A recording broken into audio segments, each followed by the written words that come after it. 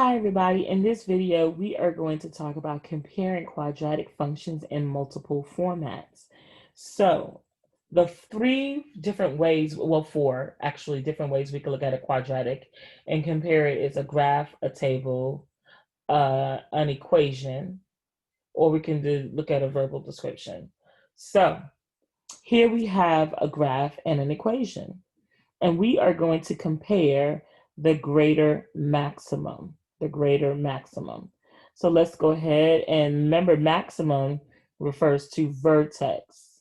So whenever they ask us for the maximum, they're actually referring to the y coordinate of the vertex. All right, so let's look at that. Y coordinate of the vertex.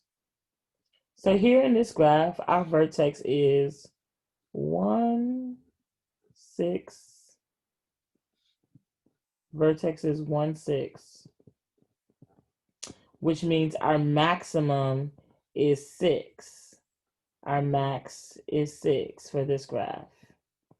Now let's look at the equation over here and determine the max here. So I know there's a max here because A is negative, right? A is negative, which means our graph looks like this, which means our vertex is definitely a max.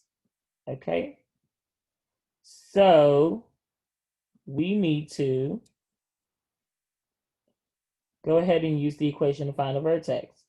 So our vertex is actually going to be here. This is H and this is K. So here, H, well, first of all, let's look at vertex form. Vertex form is A times X minus H squared plus K. Okay? Notice that the original has a minus. This has a plus.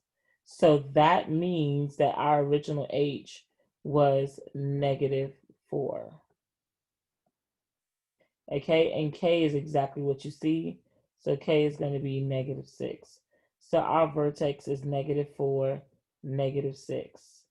So the question is, and that which means that our maximum here is going to be at -6. So who has the greater maximum? +6 or -6? So our function g of x has the greater max. Excuse me, not g of x. Let's call this f of x here. This is called g of x. -6 is smaller than +6. So f of x has a greater maximum. Which function has a smaller y-intercept? All right, so now let's take a look at the y-intercept. The y-intercept is where the graph crosses the y-axis. So here on this graph, it crosses the y-axis at 0, 5. That is our y-intercept, 0, 5. Okay, over here we have to find the y-intercept by simply substituting the value 0 in for everywhere you see an x. So y is equal to -0 plus 4 squared minus 6. So y is equal to -4 squared minus 6. Okay, let's keep going using the order of operations. So 4 squared is 16, -1 times 16 is -16 minus 6, which gives us y is equal to -22. So again, the question is which y-intercept is smaller? -22, is that smaller than a +5? Yeah, it is. So g of x is our answer here because our y-intercept is 0, -2 over here.